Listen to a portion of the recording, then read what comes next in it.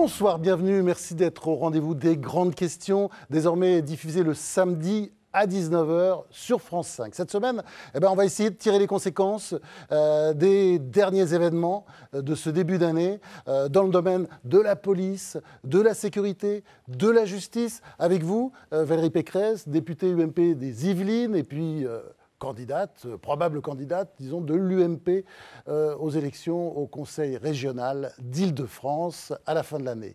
André Comte-Sponville, alors vous venez de publier un livre du tragique au matérialisme. C'est un livre qui tombe à pic par les temps qui courent. C'est au PUF. Et vous êtes, disons, un philosophe de référence que nous invitons souvent. Et puis, un ténor du barreau, romancier à 16 heures, oui, romancier, c'est presque un roman, c'est un récit, mais ça ressemble à un roman. Rose, vous publiez ça aux éditions Plomb, Maître Thierry Lévy, qui a d'ailleurs été longtemps président de l'Observatoire national des prisons. Face à eux, nos trois agrégés de philosophie, Géraldine Mühlmann, Eliette Abécassis et Mazarine Pinjot. Pendant toute cette émission, vous pouvez réagir comme vous le voulez sur hashtag LGQ pour les grandes questions. Alors, on va commencer par vous, Valérie Pécresse.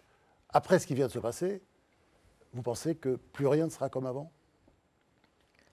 Moi, c'est ce que j'ai ressenti. C'est ce que j'ai ressenti au lendemain des événements. Je me suis dit qu'il nous fallait prendre la mesure du drame, mais dans toutes ses composantes. C'est-à-dire qu'en réalité, il fallait une grande loi de protection qui ne soit pas seulement une loi sur la sécurité, sur la justice, sur le renseignement, sur l'armée, mais qui soit aussi une loi dans laquelle il y a la réponse de la France aux événements. On a été 3 millions à manifester, on a senti une espèce d'élan de fierté, d'être français, d'être debout, d'envie de résister, d'esprit de résistance. Et cet esprit résistant, je crois qu'il faut qu'on le traduise dans toutes les politiques publiques. Rien ne doit plus être comme avant. Enfin, en tout cas, c'est ce que j'ai ressenti. André Comte-Sponville, vous êtes d'accord, les Français sont à nouveau fiers d'être Français ?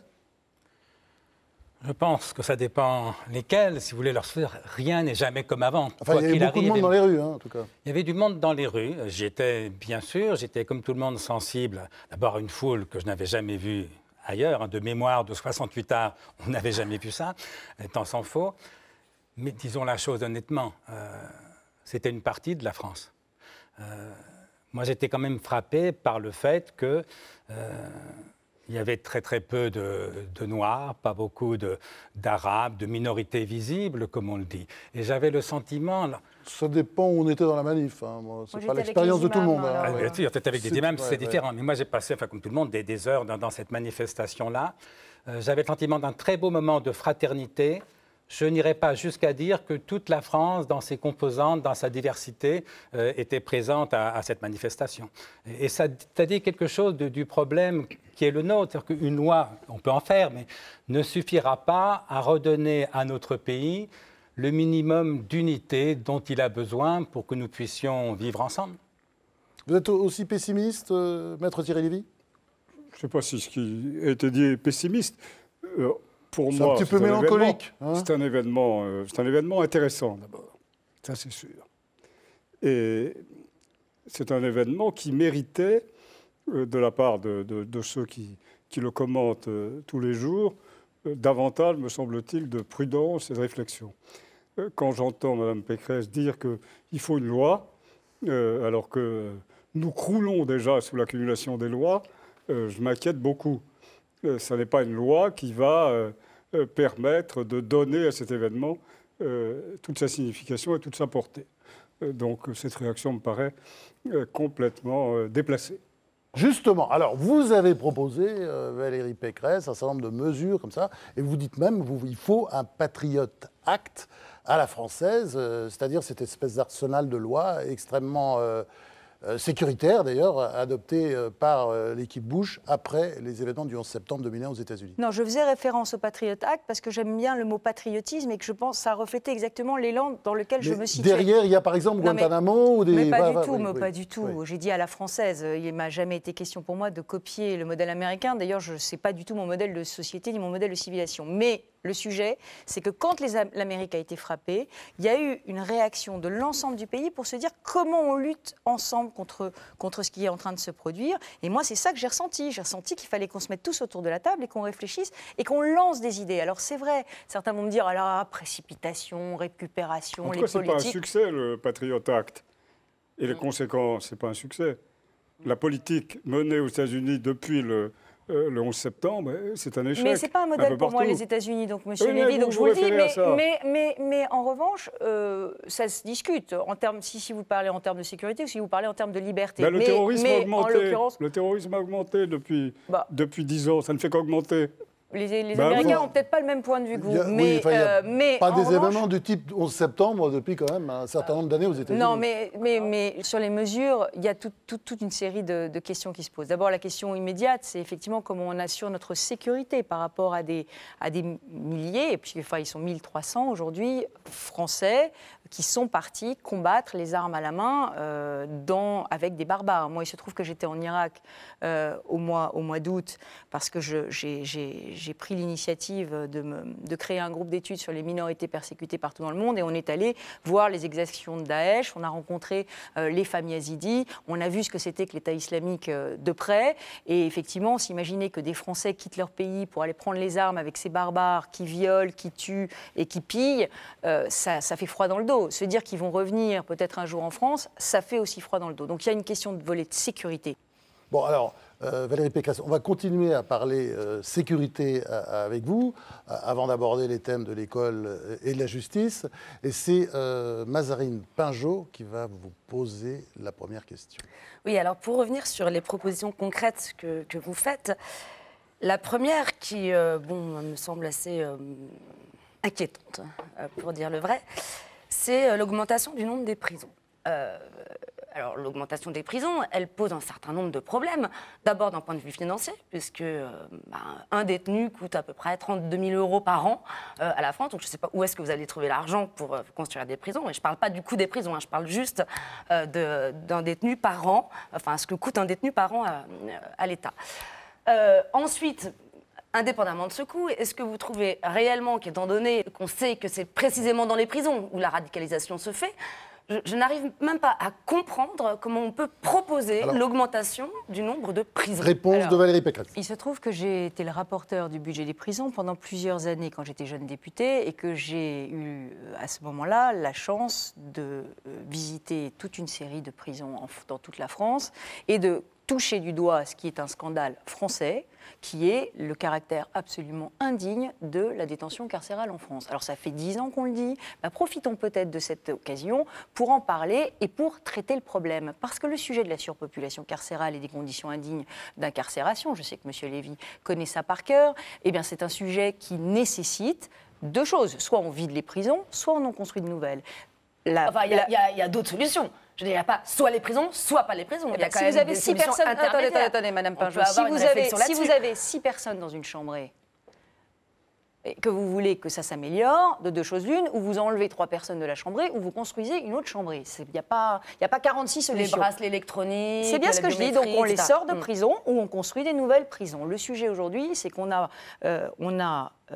une population carcérale, si vous regardez le rapport du Conseil de l'Europe, qui est bien inférieure au nombre d'habitants à celle de la plupart de nos voisins. Alors le sujet aujourd'hui, c'est est-ce qu'on n'a pas remis en liberté un certain nombre de détenus qui aujourd'hui, sont dangereux, y compris pour la société. C'est une première question. La deuxième question, je vous ai écouté, la deuxième question, c'est est-ce que cette promiscuité des prisons actuelles, dans lesquelles on a, et permettez-moi de vous dire que je dialogue beaucoup, y compris avec les gardiens de prison, on a des situations qui sont des véritables chaudrons, des véritables creusets de prosélytisme islamique. Est-ce que cette situation dans les prisons ne mérite pas que, justement, on en construise des propres, des neuves, avec une cellule individuelle, ce qui est ce que nous nous sommes engagés à faire dans la dernière loi prison, qui permettrait d'isoler les plus, radicaux des prosélytes. Est-ce que vous avez conscience désendoctriner, parfaitement. Mais avant de vous expliquer comment on désendoctrine, est-ce que vous avez conscience qu'il y a une porosité quand même entre le milieu de la délinquance et le milieu du prosélytisme djihadiste? Est-ce que vous avez conscience que finalement tous ces milieux s'interpénètrent, que c'est avec l'argent du crime, qu'on est en train de financer les terroristes? Donc le sujet, et franchement, le témoignage d'Amédi Koulibaly, il a dit « La prison a été pour moi l'école du crime. C'est pas moi qui l'ai dit, c'est lui. » La bonne raison pour laquelle, a priori, on pourrait essayer de trouver un autre modèle que d'accumuler justement le problème. Alors, justement, raison. Alors, on n'est pas du tout d'accord. On n'est pas du tout d'accord. Monsieur Koulibaly avait été condamné à 5 ans de prison. Il a été libéré au bout de 18 mois. Si vous considérez qu'il n'y avait pas une évaluation de sa situation à faire et si en réalité il n'aurait pas mérité une surveillance post-prison un peu différente de celle dont il a fait l'objet, je crois qu'on n'est pas du tout d'accord. Je pense qu'il faut construire des prisons. Je pense en plus qu'il ne faut pas traiter les djihadistes comme des prisonniers de droit commun. C'est pas les mettre en prison qui va changer leur idéologie. C'est pas les mettre en prison qui les rendra moins dangereux. On les sépare de la société. Mais là, on est dans une dérive sectaire.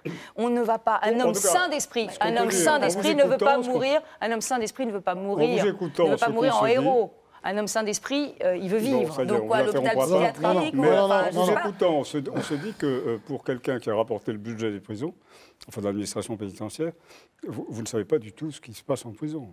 Car en prison, on communique. Oui. Et de toutes les manières possibles. Ça, c'est un avocat qui le dit. Oui, oui, bien sûr. Avec des portables, on communique. On yoyote en cassant les fenêtres. Vous isolez les djihadistes et vous en faites un point de fixation, un sujet d'attraction. Et vous atteignez le résultat, c'est le résultat inverse que de celui Alors comment on atteint le bon résultat, maître? Quand on les laisse au milieu, maître Thierry, ça ne marche pas. Ça ne fait pas du tout fixation, fascination, savez, rien. Non. Ça n'a pas marché pour les frères Kouachi, ni pour on va peut-être parler de cette question qui est intéressante, qui est de savoir ce qu'on a fait de ces minorités ethniques dans les prisons. Car en France, on s'interdit d'avoir des statistiques ethniques, mais en prison, on fait de l'ethnicisme tous les jours. C'est-à-dire qu'on regroupe les gens selon leur origine. Dans certaines prisons, il y a des quartiers où il n'y a que des gens d'origine maghrébine. Et puis il y a des quartiers où il n'y a que des gens d'origine africaine. Donc on pratique une discrimination à l'intérieur de la prison, puis tout à coup on va dire « Ah, mais maintenant on va changer ». Non, les choses ne sont pas comme ça. C'est beaucoup plus compliqué. Et une fois de plus, je constate qu'avant de faire des lois, il faut se donner un peu le temps de la réflexion. Mais ça fait des années qu'on réfléchit sur cette question du prosélytisme islamique. Quand j'étais en 2004 rapporteur des prisons, dans mon rapport, déjà à l'époque, on pointait le problème des aumôniers musulmans et du fait qu'il fallait les augmenter. D'ailleurs, c'est ce qu'on a fait, pas assez, il n'y en a pas assez. Mais si on revient sur le désendoctrinement, c'est ça la question, il faut répondre là-dessus. C'est quoi le désendoctrinement de quelqu'un qui est dans une dérive sectaire? C'est quoi quand le temple solaire vous dit d'aller vous suicider tous ensemble? Quel est le mécanisme? Moi, il se trouve que j'ai beaucoup travaillé avec des psychiatres. Je pense qu'aujourd'hui, on ne peut pas traiter ces détenus uniquement en les enfermant dans une cellule isolée. Ça ne changera rien. Il faut à un moment donné qu'on travaille. Alors, il y a des pays dans lesquels ils sont en train de réfléchir sur cette question. J'ai vu qu'au Danemark, il y a des cellules absolument tout à fait singulières, des lieux absolument singuliers, alors où on est retenu, on est enfermé, mais en même temps, il y a un travail sur qu'est-ce que c'est que l'islam, avec des imams modérés, qu'est-ce que c'est, enfin, pour essayer de les remettre sur pied. Ça serait mieux de les mettre déjà hors de prison, les imams modérés, enfin, peut-être s'intéresser à ce qui se passe en dehors avant. Non, les imams modérés, ils sont des aumôniers, c'est des aumôniers de prison. Non, mais j'ai bien compris, mais je veux dire, ce travail-là d'éducation, il pourrait d'abord se faire hors prison avant qu'il se fasse... hors prison pour des gens qui ont tué et qui ont assassiné, non, mais je veux dire en amont, c'est-à-dire la question du temps long, la question de l'amont. La question qui doit... Soyons pas angéliques. Hein. Là, on parle de gens qui ont pratiqué des égorgements en Irak ou des viols sur des femmes. Enfin, je veux dire, ces types-là, quand ils reviennent, on ne va pas les laisser dehors. On va pas les laisser dehors. Mais évidemment, je suis d'accord avec vous. Mais la question, c'est de comment faire pour que ça n'arrive plus dans le futur. Alors, il y a un autre sujet. On a l'impression qu'on est que dans qu'est-ce qu'on va faire comme loi encore plus sécuritaire pour arrêter. Bon, on a vu le Patriot Act aux États-Unis, ça a super bien marché. Bon, ben en France, vous essayez de faire un copier-coller. On se dit, non, pas du tout. Si c'est que ça, la réponse politique, c'est désespérant. Je viens de vous dire que je ne faisais pas un copier-coller, donc si vous n'écoutez pas... On laisse parler Valérie Pécresse. Sur le désendoctrinement, il y a deux choses. Il y a à la fois le désendoctrinement de ceux qui reviennent, qui, eux, ont porté les armes contre d'autres et qui se sont battus dans des combats qui sont totalement barbares, et puis il y a ceux qui sont tentés de partir. Donc il y a deux choses. Il y a aussi un volet prévention. Moi, je suis d'accord avec vous. Il y a un volet prévention. Les familles, aujourd'hui, qui nous appellent, qui sont horriblement inquiètes. Moi, je vous dis, dans mon département, 100 familles ont téléphoner à la préfecture pour dire mes enfants sont partis ou je soupçonne que mes enfants soient partis. Donc vous imaginez l'état des familles. Donc là, dès qu'on voit un jeune qui commence à dériver, il faut qu'on ait aussi des centres de prévention et d'accueil pour discuter, pour voir avec eux. Ça, c'est de la prévention. Mais ce n'est pas les mêmes personnes. Hein. On parle plus ils ne sont pas au même stade de radicalisation. À travers toutes ces questions, il me semble qu'il y a un débat de fond qui est celui du totalitarisme en réponse au terrorisme. C'est-à-dire, est-ce qu'on est en train de changer par la force des choses de paradigme et de passer d'un contrat social de type Locke, Rousseau, c'est-à-dire fondé sur des gens qui s'assemblent, qui perdent une partie de leur liberté, mais qui ont pour objectif de vivre dans une démocratie, un pacte social de type Hobbes, c'est-à-dire un État sécuritaire, absolutiste, qui... Voilà, c'est ça, qui se rapproche des dystopies de ces films que l'on voit de science-fiction, comme Minority Report, Bienvenue à Gattaca, un État très, très sécuritaire et qui espionne tout le monde. C'est la seule solution.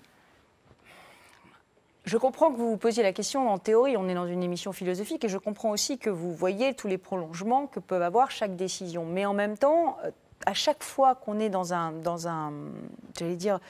une société, il y a la question qui se pose de la limitation apportée à la liberté pour l'exercice de la liberté des autres. Non, pour l'exercice de la liberté des autres. Parce que la liberté de vivre, c'est aussi une liberté. Et la liberté de rester en vie, c'est aussi une liberté. Donc, c'est pas seulement de la sécurité, c'est pas seulement... Je comprends ce que vous dites, mais moi qui ai vu Minority Report et Bienvenue à Gattaca, je n'ai envie de vivre ni dans un pays où il n'y a pas de présomption... Mais on est en train de mettre en place... Quand il y a une présomption de culpabilité, alors même qu'on n'a pas commis d'acte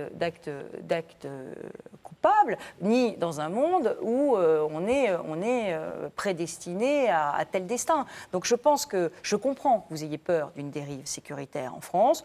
Moi, je ne la vois pas. Je la vois pas parce qu'on est dans un état de droit, qu'on a une constitution qui est une constitution extrêmement libérale, qu'on a une Convention européenne des droits de l'homme qui est elle aussi extrêmement libérale, qui admet des dérogations, mais des dérogations limitées. Et je pense que le sujet, c'est comment, avec nos valeurs françaises, qui sont des valeurs très libérales, on peut quand même répondre de manière efficace à des personnes qui, eux, ne répondent pas à ces valeurs, ne les reconnaissent pas du tout comme leurs. Et ça, c'est aussi un sujet. Parce qu'on n'est pas face à un ennemi qui joue à armes égales avec nous. On est face à un ennemi qui, lui, n'a aucune barrière mentale, qui, lui, considère que nous sommes faibles. Parce mais ils ont des valeurs. Ils n'ont pas les mêmes que nous. Je crois que ça, c'est une question qu'il faut se poser. Ils ont des valeurs. Ils n'ont pas la même valeur de la dignité humaine, ils n'ont pas la même valeur de la vie humaine. Ils n'ont peut-être pas les mêmes que nous. Qu'est-ce qu'il dit, le philosophe, là, sur cette question? Je crois que ce que dit Maître Lévy est vrai. C'est-à-dire que les gens contre lesquels nous battons, donc les terroristes, djihadistes et autres, ont des valeurs, des principes, des règles. Ils sont prêts à mourir pour une cause qu'ils croient juste. C'est peut-être ce qui est le plus effrayant. Mais ça veut dire qu'au-delà des mesures de police, de prison qui ne relèvent pas de ma compétence, si on n'accepte pas de voir en face qu'il y a un combat idéologique à mener, idée contre idée, valeur contre valeur, on est à côté de la plaque. C'est-à-dire qu'aucune mesure sécuritaire ou aucune loi ne nous dispensera de mener ce combat. Alors justement, après la sécurité, là, on va passer à l'école. Un retour historique, une bonne nouvelle. Contre l'intégrisme catholique, Voltaire a gagné. Alors, ça se termine par une loi en 1905, la laïcité. Ça met du temps, hein. La loi était... Mais il en faut des lois, bien sûr, je ne suis pas contre les lois, mais la loi était possible parce que le combat idéologique avait été d'abord mené et gagné.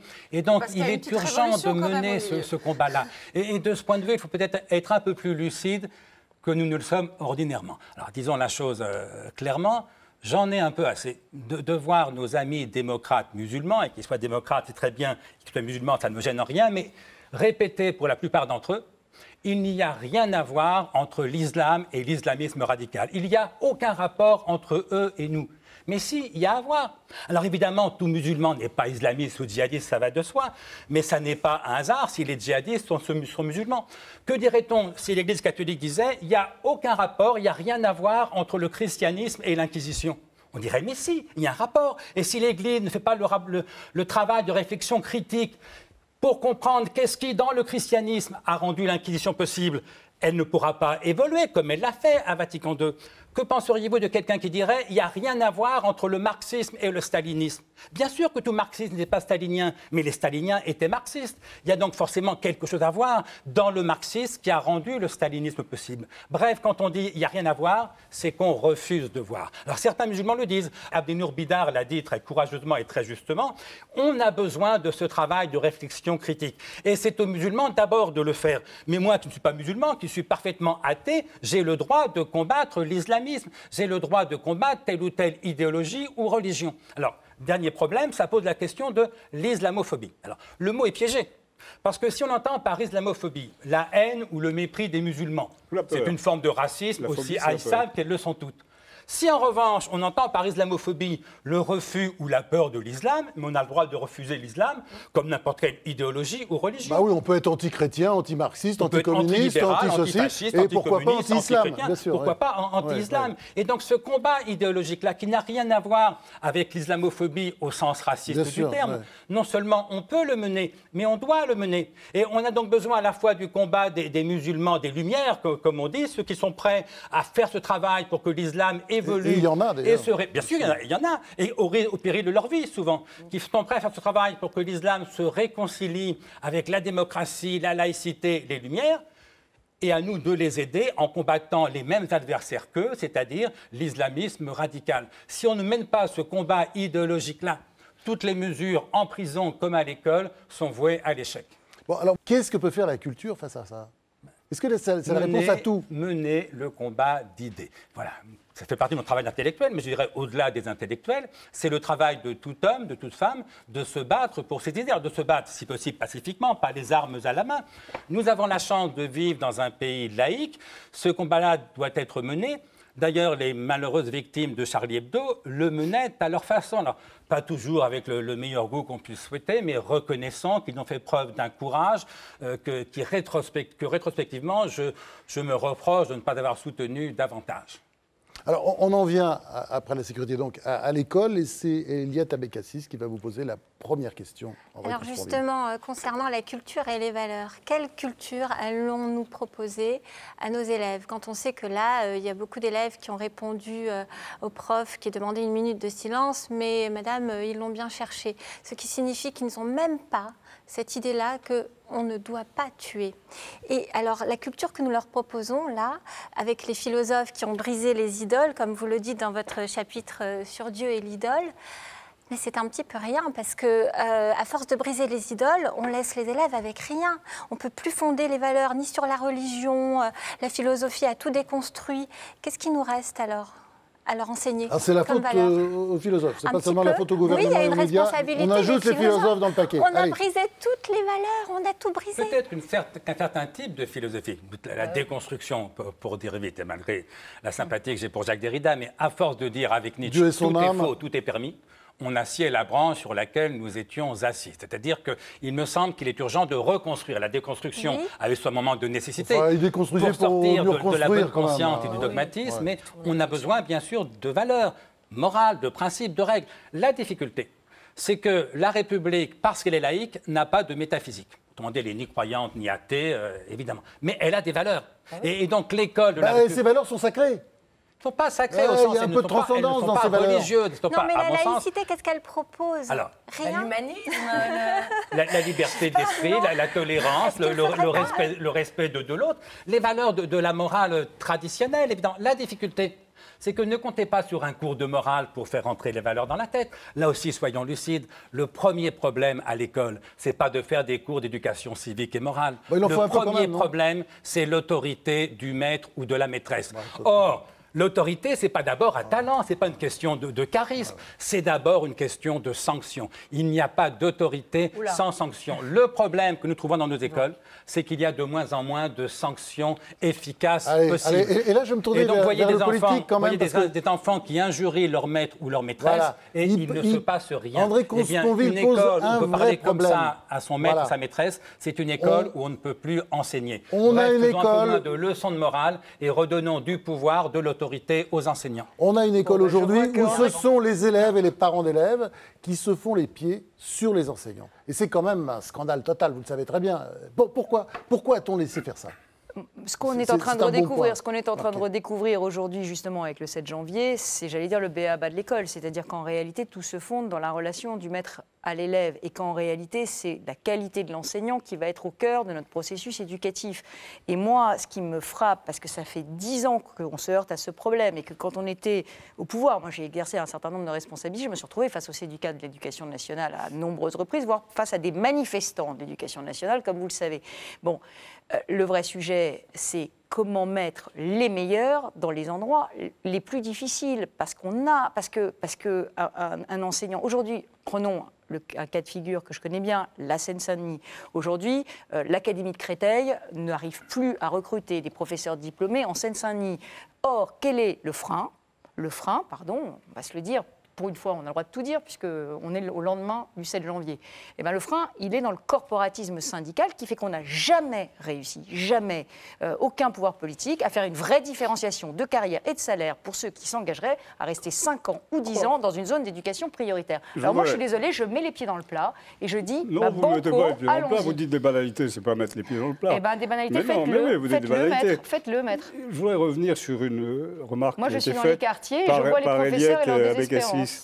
Qui disait tout à l'heure, que faut-il faire avec des garçons, des filles, qui, après la minute de silence, ont même refusé de participer à cette minute, et ensuite on dit, finalement, il y en a parmi... il y a des gens qui l'ont bien cherché. Qu'est-ce qu'on fait avec eux ? Eh bien, il me semble qu'on n'aurait pas dû imposer une minute de silence. Je pense que cette initiative était très mauvaise, parce que... vous ne demandez pas leur avis à ces garçons et à ces filles qui sont des adolescents qui ont mûri. Et vous leur imposez quelque chose sans débat. On aurait pu, ce qui aurait été plus ingénieux, on aurait pu faire un débat avant. Est-ce qu'il ne faut pas en finir avec les débats, justement? Est-ce qu'il ne faut pas redonner de l'autorité aux enseignants? Enfin, tout ce que disait André Comte-Sponville, est-ce qu'il ne faut pas imposer de temps en temps, Maître Thierry Lévy? Mais aller dans des écoles, mais ça ne s'est pas passé comme ça. Mais il n'y a personne qui impose quoi que ce soit. Vous ne pouvez pas imposer quelque chose ça ne s'est pas passé comme ça du tout. Bon, le garçon, la fille, respectera ou pas la minute de silence, il n'en pensera pas moins. Voilà. Allez, Eliette, on continue sur l'école. Pourquoi est-ce que la philosophie, justement, dans l'école, et l'école n'apprendrait pas aux élèves les valeurs éthiques? Pourquoi est-ce que la philosophie ne renouerait pas avec le mythe, avec la spiritualité et avec le fait de donner un sens à la vie, de réenchanter un petit peu le monde? Parce qu'effectivement, là, on est confronté à... Vous avez un chapitre aussi sur Camus et au fait que la vie n'a pas de sens. Et je n'arrive pas à imaginer Sisyphe heureux. Ah, ça, c'était votre problème. Vous n'arrivez pas à imaginer Sisyphe heureux. Oui, mais on n'est pas obligé d'être Sisyphe non plus. Si on est... Ni d'être heureux, d'ailleurs. Mais il y a une vraie difficulté de fond. C'est qu'on ne peut enseigner au sens strict que ce qu'on sait. Or, la morale ne relève pas d'un savoir. Oui, est-ce que l'avortement est moralement ou pas acceptable? Qui le sait? Quelle science répond? Personne. C'est pourquoi nous ne sommes pas d'accord entre nous. Comment voulez-vous que le maître enseigne quelque chose qui ne relève pas d'un savoir? Alors, le gamin, attendez, je termine. Oui. Le gamin de 10-11 ans va demander au maître, est-ce que l'avortement est moralement acceptable? Oui, mais enfin, la politesse, ça peut s'apprendre aussi. Je termine. La République, parce qu'elle est laïque, n'a pas d'avis sur la moralité de l'avortement. Donc, que fait le maître? Il va répondre, mon petit, l'avortement est autorisé en France pendant les 11 premières semaines de la grossesse. Mais ce n'était pas la question de l'enfant. L'enfant pose une question morale, on lui fait une réponse d'éducation civique. On n'est pas dans l'ordre d'un savoir. Autrement dit, on n'est pas dans l'instruction, on est dans l'éducation. Or, cette éducation-là n'est pas séparable d'une forme de combat idéologique, ce qu'on appelait les hussards de la République. Ce n'est pas des gens qui enseignaient la morale comme on apprend des règles de multiplication. C'est des gens qui menaient un combat autour des valeurs qui sont les leurs. Et c'est là, il ne faut pas confondre le relativisme qui consiste à prendre acte du fait qu'il y a plusieurs cultures différentes, plusieurs valeurs différentes, et le nihilisme qui refuse le combat. Moi, je suis relativiste en quelque chose. Il n'y a pas, à mon sens, de valeur absolue. Mais je ne suis pas nihiliste, je suis prêt à me battre pour les valeurs qui sont les miennes, quand bien même elles seraient par ailleurs relatives. Si on ne redonne pas l'envie aux gens de se battre pour leurs valeurs, si on confond le relativisme au nihilisme, nous n'avons plus rien à opposer au fanatisme. Ou alors, voilà, le seul combat sera celui qu'opposera les fanatiques et les nihilistes. Eh bien, ce combat-là, forcément, c'est les fanatiques qui vont le gagner. Tant qu'on est capable de faire des belles manifs, on a quelque chose à opposer quand même aux terroristes. Géraldine Mühlmann. L'autorité, c'est une question philosophique? Oui. C'est une question philosophique, mais ce n'est pas la philosophie qui donne de l'autorité, malheureusement. Un peu quand même, non? Tout à l'heure, vous avez fait une défense de l'autorité. Bon, je me suis dit que quand vous enseignez la philosophie, vous ne pouvez pas faire ça. Vous débattez de la légitimité de l'autorité. En plus, vous êtes un... Comment dire? Justement, vous n'avez pas répondu à Eliette quand elle a dit éthique et spiritualisme. Bon, pour ma part, je n'assimile pas du tout ces deux notions. On est tous différents ici. Et là, comme matérialiste, vous n'avez pas non plus répondu je refuse le spiritualisme, par exemple. J'ai du mal à vous situer. Vous faites des discours très idéalistes, en fait. Vous parlez de l'autorité, le combat d'idées. Je n'ai pas dit que j'étais contre, mais je trouve que si vous avez une position matérialiste, vous devriez expliquer pourquoi l'autorité n'est pas possible aujourd'hui à l'école, pourquoi souvent, d'ailleurs, elle n'est pas légitime en tant que pure idée. Je trouve que vos paroles et votre discours est très différent de votre approche philosophique. Donc pas du tout spiritualiste. Ce qu'on appelle l'esprit, pour moi, c'est le cerveau. Ça n'est pas une substance immatérielle, c'est le cerveau qui est aussi matériel que n'importe quel organe. Quant à l'autorité, c'est-à-dire le pouvoir de commander et l'art de se faire obéir, j'ai dit, d'un point de vue assez matérialiste, il n'y a pas d'autorité sans sanction. Autrement dit, on n'est pas dans une crise d'autorité qui serait une crise sans conditions spirituelle. économiques. On est dans une crise du pouvoir à l'école. Et tant qu'on n'assumera pas cette difficulté-là, à savoir que c'est de plus en plus difficile pour un enseignant d'obtenir le silence, le calme, le travail. Je vous raconte une anecdote, une seule. Dans une classe de CM2, une maîtresse donne du travail à faire en classe aux enfants, passe dans les couloirs, constate qu'un enfant n'a pas fait le travail, lui demande pourquoi n'as-tu pas fait son travail. Réponse de l'enfant, 10 ans, j'en ai rien à foutre de tes conneries. Ça m'était rapporté par la maîtresse. J'en ai rien à foutre de tes conneries. Que voulez-vous que fasse la maîtresse? Une gifle, c'est interdit, une punition. Tu me copieras 100 fois, on ne parle pas grossièrement à la maîtresse. Mais il s'en fout, il n'en a rien à foutre de ces conneries. Alors qu'est-ce qu'elle a fait? Elle l'a envoyé chez le directeur. Alors là, j'y étais pas. Il l'a gardé pendant 1 heure, peut-être les mains sur la tête, on a 2 doigts du châtiment corporel, mais à 11h30, ça sonne. On ne va pas priver un gamin de repas parce qu'il a mal parlé à la maîtresse. Le gamin va donc manger à la cantine. À 13h30, il retourne en classe.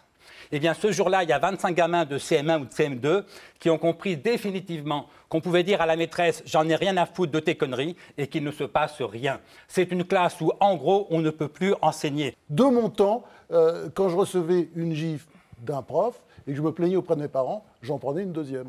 Hein, c'est plus le cas aujourd'hui, on sait très bien. C'est que l'autorité du prof n'est relayée nulle part. Il ne peut pas se substituer à toutes les autorités ne soyons pas nostalgiques des châtiments corporels. Le vrai problème, c'est qu'il faut prendre l'enfant de CM2 dont parle André Comte-Sponville et il faut le projeter en 4e ou en 3e, quand à coup de sanctions disciplinaires, parce qu'à un moment quand même la sanction elle existe, à coup de sanctions disciplinaires, il se retrouve déscolarisé, en train de tenir les murs. Et qu'à ce moment-là, il est récupéré par quoi? Par des gangs ou par, évidemment, certains radicaux. Donc il faut qu'on fasse très attention. C'est-à-dire que oui, la sanction, bien sûr, mais le problème c'est que la pire des sanctions, c'est l'exclusion. C'est la sanction définitive. Absolument. Et c'est celle qui arrive. Moi, on a travaillé sur tout ce qui était classe relais, sur tout ce qui était... mais moi, je crois qu'il faut qu'on sorte. Et on avait travaillé là-dessus. Alors, c'est très transgressif, je sais. Je vais encore me faire agresser par mon voisin de droite. Mais le sujet... Peut-être de gauche, non? Qui est peut-être de gauche, oui. Le sujet aujourd'hui, c'est que je pense qu'il y a un certain nombre d'enfants qui, effectivement, perturbent totalement l'école et qui ont un effet catalyseur sur les autres. C'est-à-dire qu'en réalité, il n'y a plus d'enfançage parce que les meneurs sont trop entraînants. Et donc, il faut à un moment donné qu'on ait le courage de dire un certain nombre d'enfants, on les sort au moins temporairement du milieu scolaire pour ramener la paix dans l'établissement et on les met, mais alors là, il faut trouver. Et moi, je pense qu'il faut qu'on ait on avait créé des établissements de réinsertion scolaire dans lesquels on a les enfants les plus durs, mais au moins déjà le simple fait de les avoir sortis des établissements redonne la paix dans l'établissement. Parce que le sujet, il est quand même dans l'autorité du maître. Si la sanction, c'est l'exclusion, on se retrouve avec des jeunes qui vont à la dérive, et ceux-là, on ne sait pas où on va les retrouver 10 ans plus tard. Et si la sanction n'existe pas, alors on est dans l'impuissance publique. Si on est dans l'impuissance publique, le maître baisse les bras, il attend qu'une seule chose, sa mutation dans le Sud, qui finira par arriver avec sa promotion et ses indemnités. Ça, c'est pas bien. Oui, donc... au lieu de, je sais pas, de débourser de l'argent pour faire des cellules de désendoctrinement, j'y arriverai jamais à le dire, ça serait peut-être mieux justement de retravailler sur, je sais pas, peut-être plus de profs dans ces milieux difficiles pour avoir des classes plus petites parce que la question du plus de non, profs. c'est pas le mythe du plus de profs, c'est que vous savez très bien que faire et encore c'est déjà des ZEP, donc ils ont déjà moins d'élèves. Mais vous savez très bien que faire un cours à 30 élèves et faire un cours à 6, c'est pas pareil. Et que personne n'ira perturber une classe de 6 élèves, alors que dans une classe de 30 élèves, effectivement, un jeune mec qui vient d'avoir un stage et qui devient prof comme ça du jour au lendemain pourra pas tenir sa classe. Donc pourquoi est-ce que moi j'ai une idée très claire. Non, mais moi, à cet endroit-là, plutôt que problème... de penser une fois que c'est trop tard, en prison, des cellules de non, mais attendez, à chaque fois qu'on ouvre une école, on ferme une prison. J'adhère tout à fait à la célèbre phrase. Mais le sujet n'est pas tellement là. Le sujet, c'est qu'on n'a juste pas les moyens d'avoir des classes à 6. On les a pas, ces moyens. Mais on les aurait. Non, mais attendez, c'est pas du tout le même coup. Parce que c'est du fonctionnement, 6 élèves par classe. C'est du quoi long terme, quoi. Non, mais si on les avait, on l'aurait fait depuis longtemps. On est tous généreux, on a tous envie que les enfants réussissent à l'école. Donc on l'aurait fait depuis longtemps. Si on avait l'argent, on le ferait. Le vrai problème aujourd'hui, c'est qu'on n'a pas cet argent. Alors comment est-ce qu'on se débrouille pour trouver davantage d'argent? Eh bien, c'est simple. À un moment donné, il faut faire de la réallocation de moyens. Et moi, je suis totalement iconoclaste sur l'école. Je considère qu'on a un bac à 12 matières, qu'on a un lycée qui est une Rolls-Royce avec une foultitude d'options. Alors, les philosophes vont hurler à la mort, mais moi, je ne pense pas du tout que ce soit la mort de la philosophie, bien au contraire. Je pense qu'il faudrait qu'au lycée, on choisisse 6 matières ou 5 dans lesquelles on se spécialise, qu'on aime passionnément, et comme un certain nombre de pays qui nous entourent, on permette de réussir à des philosophes, même en médecine, à des mathématiciens, même dans l'édition, et qu'on soit un pays bien différent sur le secondaire. Et à partir de là, on supprime des postes supplémentaires, on supprime des heures de cours, on fait beaucoup plus de travail de personnel, et cet argent-là, on le remet dans le primaire. Et là, vous les avez, vos professeurs, dans les ZEP, pour dédoubler les classes. Le problème aujourd'hui, c'est qu'il faut réallouer les moyens. Et personne n'ose dire ça dans l'éducation nationale, c'est totalement tabou. Ben moi, je le dis, si on ne travaille pas sur le lycée et le bac, on n'arrivera pas à mettre des professeurs dans le primaire. Bon, alors, après la sécurité, c'est un tabou, hein. Après la sécurité et après l'école, on va aborder le 3e chapitre de cette émission, la justice. Avec vous, Thierry Lévy, romancier, hein, enfin, écrivain, c'est une belle histoire, rose, la traversée du siècle par un beau personnage de la Grande Guerre, à Vichy et la suite. Thierry Lévy, vous avez défendu les gens d'Action Directe, enfin, vous avez défendu du beau monde et du mauvais monde. Vous auriez défendu les frères Kouachi, par exemple. Oui, bien sûr. Et qu'est-ce que vous auriez dit? Qu'est-ce qu'aurait dit l'avocat? Mais alors là, vous posez un problème qui n'est pas particulier à cette affaire, c'est que, bien sûr, je les aurais défendus, mais aurais-je été utile? Aurais-je servi à quelque chose? Je n'en suis pas certain. Je pense que la défense des frères Kouachi, s'ils avaient été capturés vivants, n'aurait pas pu être efficace. Voilà. Ça, c'est à peu près certain. Mais la question de savoir si l'avocat peut ou pas ne se pose pas en réalité. Qu'est-ce que vous auriez plaidé? La folie? Non, pas du tout. Ah, non, pas du tout. Je pense que les Kouachi ne sont pas du tout des gens fous. Koulibaly, d'ailleurs, il faut les mettre tous... Si on parle des Kouachi, il y a un fait qui n'a pas retenu beaucoup l'attention. Lorsque ils se sont trouvés dans cette imprimerie où ils étaient assiégés, ils avaient sous la main un otage, qui était le directeur de l'imprimerie. Qu'ont-ils fait avec cet otage? Ils l'ont lâché. Lui-même, d'ailleurs, n'en revient pas. Il ne comprend pas ce qui s'est passé. Mais ils l'ont lâché. Or ça, c'est un fait tout à fait extraordinaire. Quand un homme armé est encerclé par la police et qu'il a un otage, il le garde. Les Kouachi l'ont relâché. C'est vous dire que ces gens ont des valeurs. Des valeurs qui ne sont peut-être pas les vôtres, mais ils ont des valeurs. Qui ne sont pas les vôtres non plus, allez, ne faites pas croire... Non, mais parlons pas de ça. Ouais. Parce que les valeurs, nous venons aux valeurs. Enseignez les valeurs. Liberté, égalité, fraternité. Ces 3 mots-là, les gens dont nous parlons, ils les voient une fois dans leur vie en entrant en prison. C'est au-dessus. Liberté, égalité, fraternité. Ils les voient dans leur école, non, mais laissez-moi terminer. Liberté, égalité, fraternité. De l'école. Oui, et de la prison. D'abord de l'école. Oui, et ensuite de la prison. C'est-à-dire que l'école, qui n'a pas su leur enseigner ces valeurs, les a laissés se marginaliser, et maintenant, ils voient au-dessus de la prison la liberté, égalité, fraternité.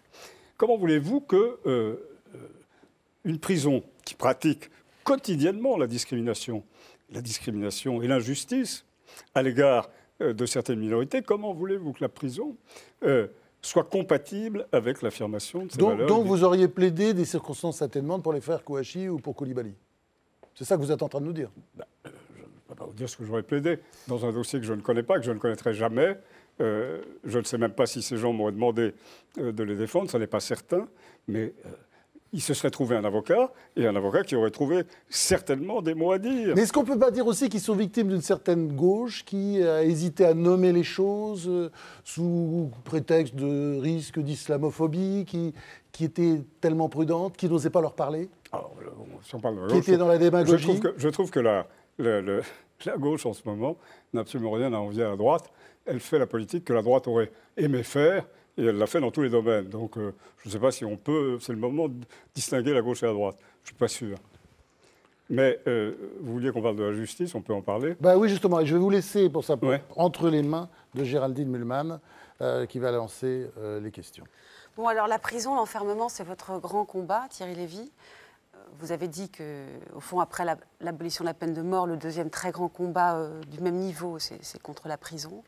Dans un livre que j'ai lu de vous, Nos têtes sont plus dures que les murs des prisons, il y a à la fin quelques pages sur le bracelet électronique. Je sais bien que vous êtes plutôt du genre à dire vos solutions ne marchent pas, c'est plus compliqué, mais est-ce qu'on pourrait faire un autre jeu, c'est-à-dire essayer de nous dire, est-ce qu'il y a tout de même une voie que vous dégageriez qui serait prioritaire aujourd'hui pour la France?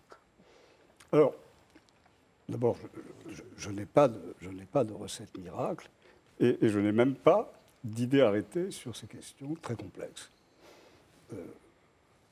Ce que je peux dire, c'est que aucune loi ni aucune intervention judiciaire ne fera disparaître le crime.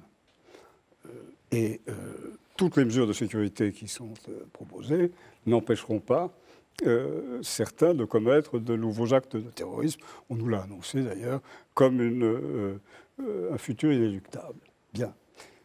S'agissant alors des solutions actuelles, il est clair qu'elles ne sont pas bonnes. Les solutions actuelles ont démontré leur inefficacité. Et la question de l'enfermement, de la prison et de l'utilité de la prison n'est pas nouvelle, elle est très ancienne.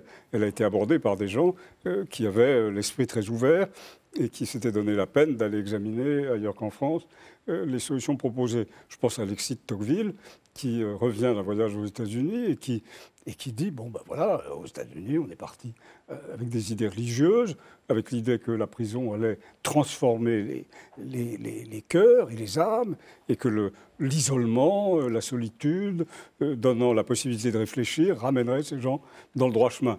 Tocqueville dit non, c'est pas vrai. La prison ne fait pas ça.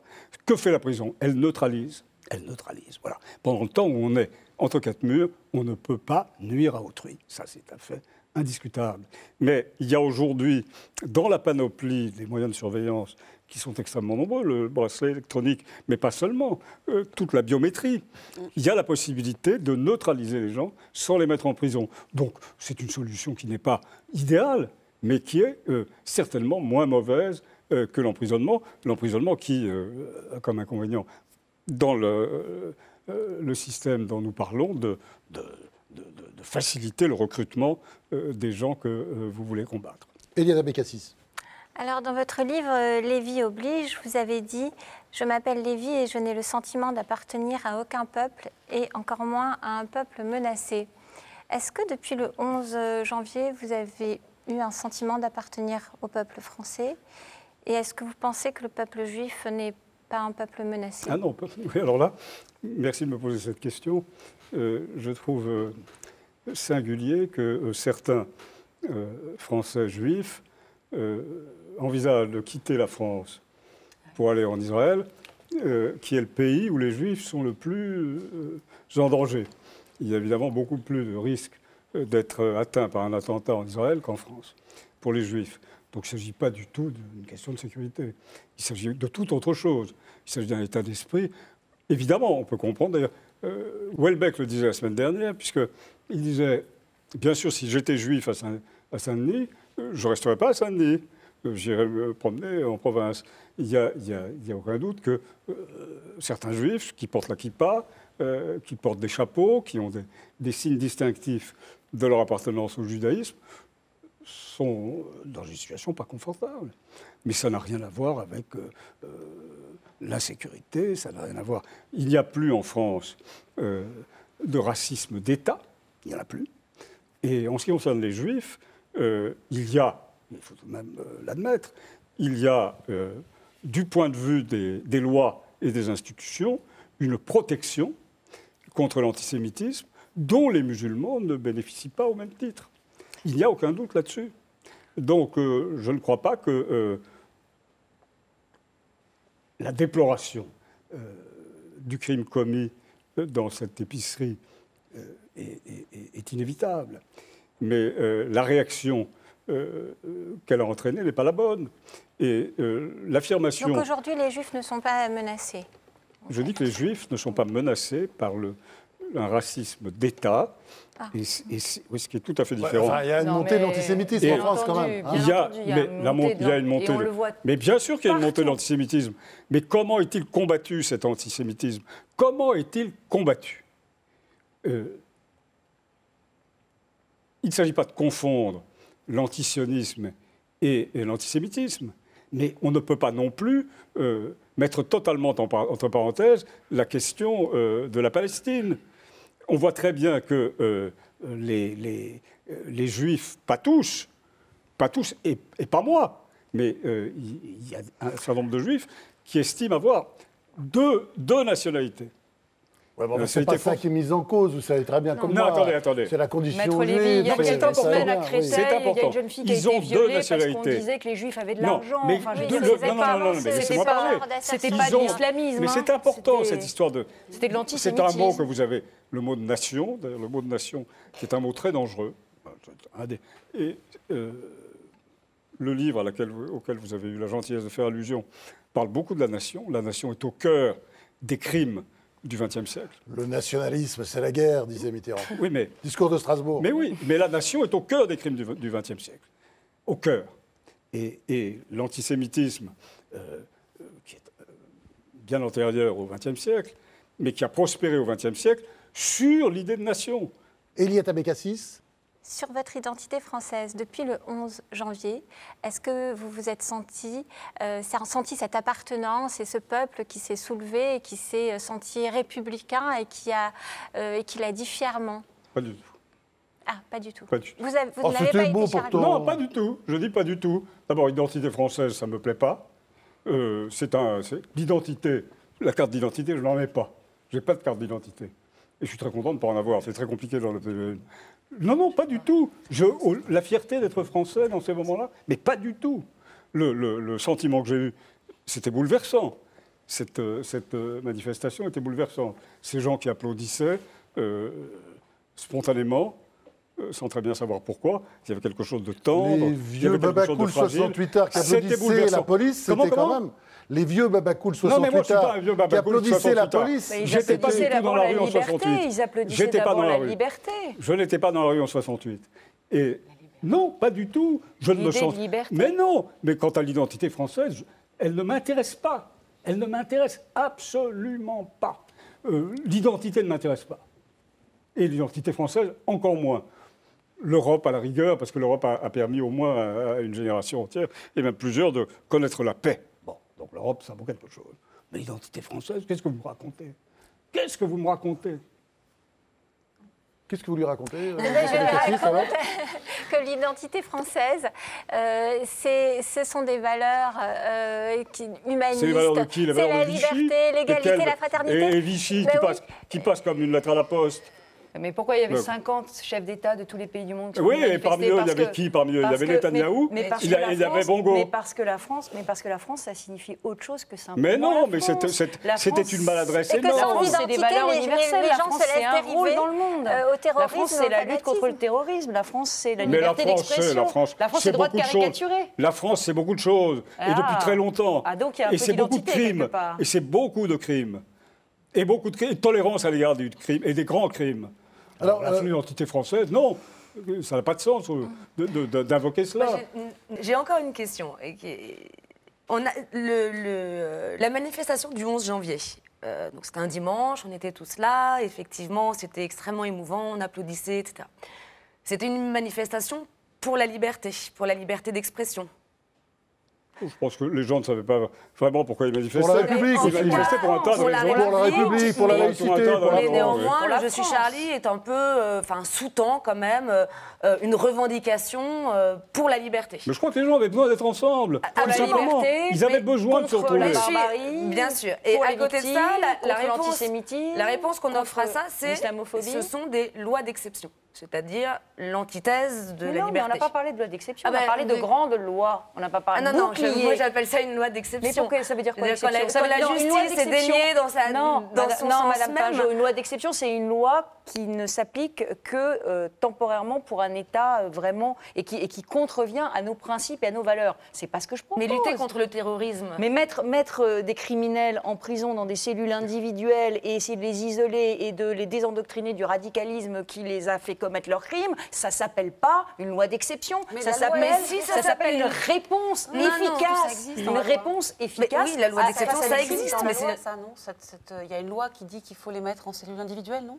Oui, Déjà, la loi, oui. Elle existe déjà. Oui, mais non? il n'y a pas les monde, moyens, c'est il n'y a pas, une loi non, mais il pour n'y tout le a pas l'argent. On a C'est une loi qui est pas stoppé tout le respectée, budget oui. du programme de D'accord, non, mais la construction loi des prisons. existe déjà, Donc, oui. non, le principe est dans la loi, D'accord. mais d'ailleurs, vous allez dans mon sens, puisque vous me dites qu'en fait, on va faire une loi pour appliquer des principes qu'on aurait dû appliquer avant. Mais Non, oui, mais je parce parle qu'on n'a pas pas les que de moyens, la- on n'a pas l'argent. Donc, il faut voter une loi pour avoir Non, l'argent. mais ce qui est à dire, c'est, juste c'est une réflexion que je vous soumets. Je dis pas, Mais je c'est vous pas une loi attaque pas. d'exception. Je vous dis juste, Vous non, mais c'est pensez- pas tant. Vous êtes dans un réflexe Si, conditionné. c'est une loi Vous d'exception, pensez- mais peu importe. Mais non. La question aujourd'hui, C'est c'est une que loi de réponse à la fois, à une non, mais situation je vous parle exceptionnelle. même pas en termes politiques, je vous parle à tous les trois en termes de réflexion.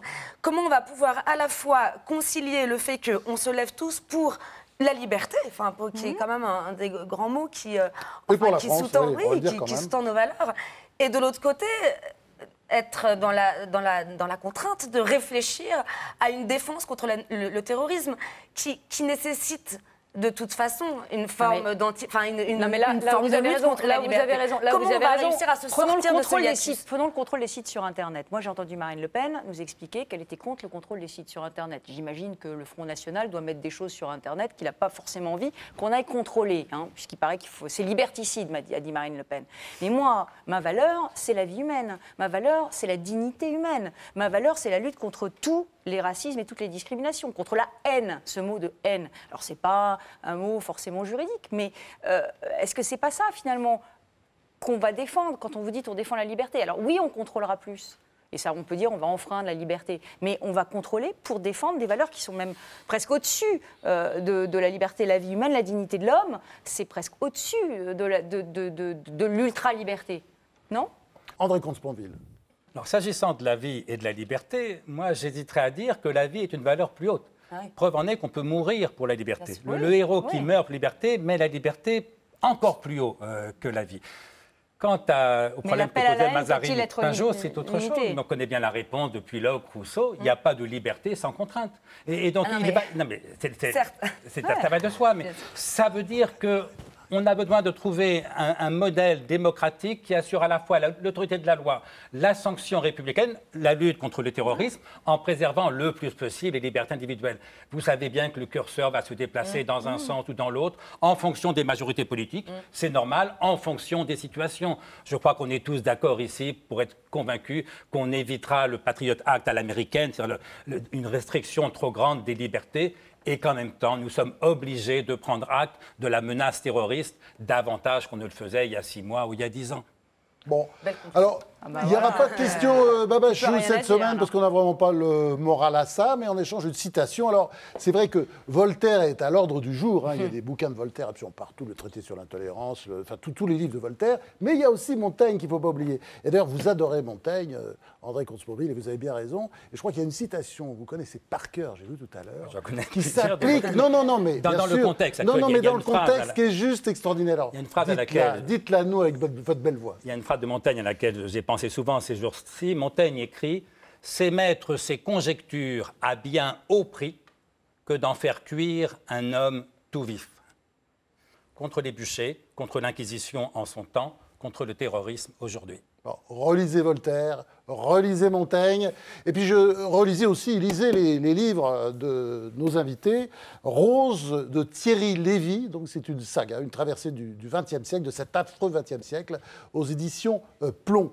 André Comte-Sponville, le livre vraiment qui tombe à pic, du tragique au matérialisme et retour. Alors il y a des études sur Montaigne, justement, Pascal, Spinoza, Nietzsche, et c'est aux presses universitaires de France. Et puis enfin, Valérie Pécresse, c'était sorti il y a quelque temps, mais j'imagine que ça va sortir en poche, non? Pour la campagne des régionales. C'est toujours complètement d'actualité. Voilà, voulez-vous vraiment sortir de la crise? C'est aux éditions Albin Michel. Merci, cette émission est terminée. On se retrouve samedi prochain, oui, parce que c'est le samedi, maintenant les grandes questions, à 19h pour une nouvelle édition des grandes questions la semaine prochaine.